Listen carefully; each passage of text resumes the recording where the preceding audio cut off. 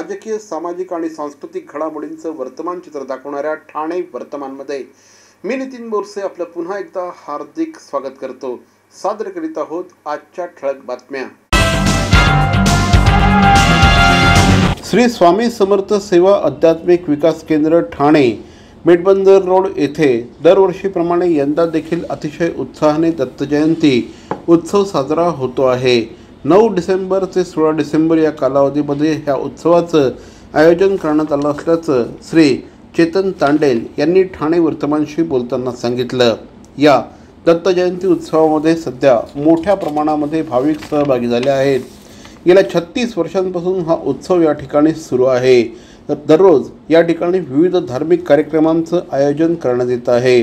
रोज सायंकाळी गीताई, मनाचे श्लोक, तुकारामांचे अभंग, विष्णू सहस्त्रनाम, पसायदान, श्री स्वामी समर्थांचे सामुदायिक जप या कार्यक्रमांचं या निमित्ताने आयोजन करण्यात आलं आहे।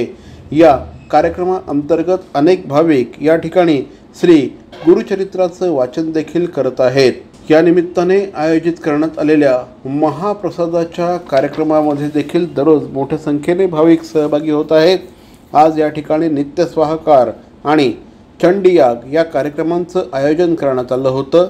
भाविकांनी मोठ्या संख्येने या कार्यक्रमात सहभाग घेतला। रविवार दिनांक 15 डिसेंबर रोजी या ठिकाणी श्री सत्यनारायणाच्या महापूजेचं आयोजन करण्यात आलं आहे। जास्तीत जास्त भाविकांनी सेवेचा लाभ घ्यावा असं आवाहन या निमित्ताने श्री चेतन तांडेल, वैभव तांडेल आणि स्वप्नील तांडेल यांनी केलं आहे। शिवसेनेचे माजी ठाणे जिल्हा प्रमुख रघुनाथ मोरे यांचं नुकतंच निधन झालं। ही घटना आपल्यासाठी अत्यंत वेदनादायी आहे। ते माझ्यासाठी आनंद दिघेंच्या सान्निध्यामध्ये काम करत असताना मोरे साहेबांनी आपल्याला खूप मार्गदर्शन केलं असं उपमुख्यमंत्री श्री एकनाथ शिंदे यांनी म्हटलं आहे। आपल्या यशस्वी वाटचालीमध्ये देखील मोरे यांचा सहभाग मोठा आहे। प्रत्येक कार्यकर्त्याला दिघे साहेब गेल्यानंतर त्यांना आधार देणं, शिवसेना पक्ष संघटना वाढवणं यासाठी मोरे साहेबांनी अहोरात्र काम केलं असं देखील यावेळी श्री एकनाथ शिंदे यांनी सांगितलं।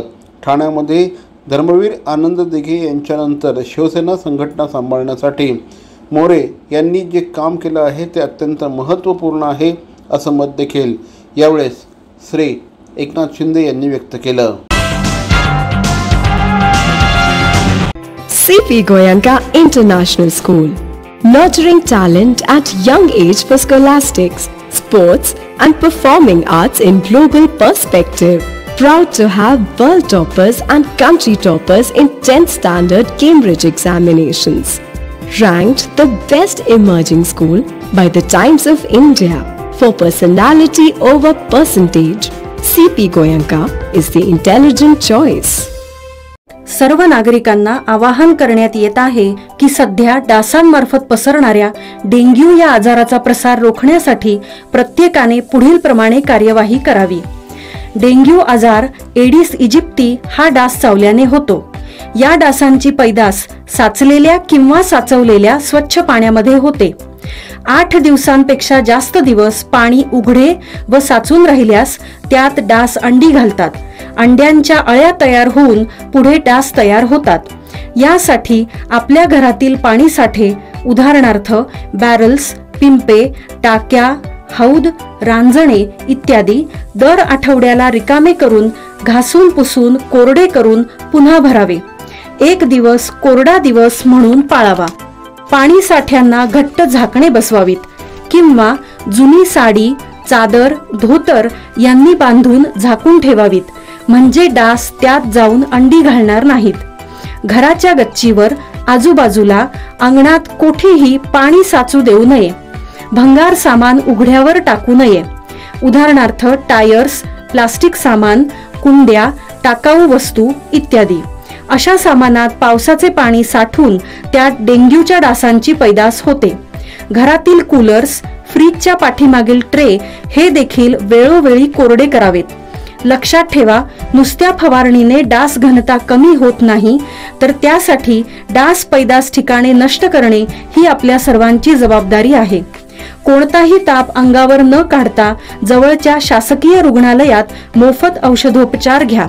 अशा प्रकारे नागरिकांनी सहकार्य केल्यास डेंग्यूचा प्रसार रोखणे सहज शक्य आहे।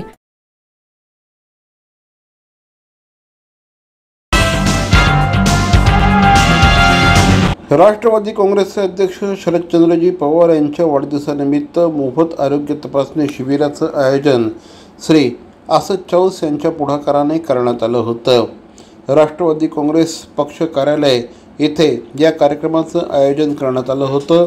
या निमित्ताने मोफत मोतीबिंदू शस्त्रक्रिया, नेत्र तपासणी, मोफत चष्मा वाटप, अल्प दरात श्रवणयंत्र, त्याचप्रमाणे इतरही आरोग्य शिबिर आयोजित करण्यात आले होते. या निमित्ताने डॉक्टर जितेंद्र आव्हाड यांच्या मार्गदर्शनाखाली या कार्यक्रमाचं आयोजन करण्यात आलं होतं. यावेळी जिल्हाध्यक्ष श्री सुहास देसाई हे देखील उपस्थित होते. राष्ट्रवादी काँग्रेसच्या वैद्यकीय सेलचे ठाणे जिल्हा अध्यक्ष असद चौस यांच्या पुढाकाराने या कार्यक्रमाचं आयोजन करण्यात आलं. यावेळेस राष्ट्रवादीच्या महिला अध्यक्षा सुजाताताई घाग, महिला कार्याध्यक्षा सुरेखाताई पाटील, ओबीसी सेलचे ठाणे शहर जिल्हा अध्यक्ष गजानन चौधरी यांच्यासह अनेक मान्यवर उपस्थित होते. आज 12 डिसेंबर माननीय शरदचंद्रजी पवार साहेब यांच्या वाढदिवसानिमित्त ठाणे राष्ट्रवादी काँग्रेस पक्षाच्या कार्यालयामध्ये आमचे आदरणीय माननीय जितेंद्रजी आव्हाड साहेब यांच्या मार्गदर्शनाखाली आणि आमच्या ठाण्याचे अध्यक्ष सुहास देसाई साहेब यांच्या नेतृत्वामध्ये आज आम्ही वैद्यकीय सेलच्या माध्यमातून या ठिकाणी आरोग्य शिबिराचे आयोजन केलेलं आहे.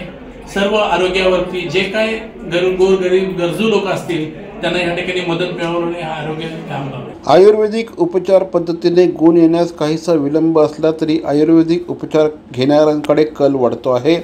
त्यामुळे जिल्हा आरोग्य प्रशासनाने रुग्णांची गरज ओळखून स्वतंत्र आयुष रुग्णालय ठाण्यात उभारणार आहे. वागळे इस्टेट येथील सिव्हिल रुग्णालयाच्या प्रांगणात 50 खाटांच्या जिल्हा आयुष रुग्णालयामध्ये आयुर्वेदिक, होमिओपॅथी, युनानीसारख्या उपचार पद्धतीने रुग्णांवर उपचार होतील. त्यामुळे पंचकर्म सेंटर, शिरोधारा, वमन, बस्ती सारखे उपचार सर्वसामान्यांना घेता येतील अशी माहिती या निमित्ताने देण्यात आली आहे. वागळे इस्टेट येथील सिव्हिल रुग्णालयाच्या परिसरात हे आयुष रुग्णालय उभारण्यात येणार आहे. त्यासाठी 15 कोटी रुपयांचा निधी मंजूर करण्यात आला आहे. तळ अधिक 3 मजली इमारतीमध्ये हे संपूर्ण आयुष हॉस्पिटल उभं राहणार असल्याची माहिती जिल्हा शल्यचिकित्सक डॉक्टर कैलास पवार यांनी दिली. ठाणे महानगरपालिकेतील काँग्रेस पक्षाचे धडाडीचे माजी नगरसेवक, काँग्रेसचे माजी जिल्हा अध्यक्ष श्री मनोज शिंदे यांनी शिवसेनेमध्ये प्रवेश केला आहे. मनोज शिंदे हे कट्टर काँग्रेसी म्हणून ओळखले जात असत. मात्र लोकसभा आणि विधानसभेच्या निवडणुकीमध्ये देखील महाविकास आघाडीने संपूर्ण कोकण परिसरामध्ये काँग्रेसच्या कार्यकर्त्यांवर प्रचंड मोठ्या प्रमाणात अन्याय केला आणि त्यावेळेसच श्री मनोज शिंदे यांनी बंड करून एकनाथ शिंदे यांच्या विरोधात निवडणूक लढवली होती. या निवडणुकीच्या दरम्यानच त्यांनी काँग्रेसच्या प्रदेश पातळीवरील नेत्यांवर मोठ्या प्रमाणामध्ये टीका केली होती. त्यावेळेसच श्री मनोज शिंदे हे काँग्रेसला रामराम ठोकतील असं स्पष्ट झालं होतं. आता श्री मनोज शिंदे यांनी माजी मुख्यमंत्री आणि विद्यमान उपमुख्यमंत्री श्री एकनाथ शिंदे यांच्या उपस्थितीत जाहीररित्या शिवसेनेमध्ये प्रवेश केला आहे.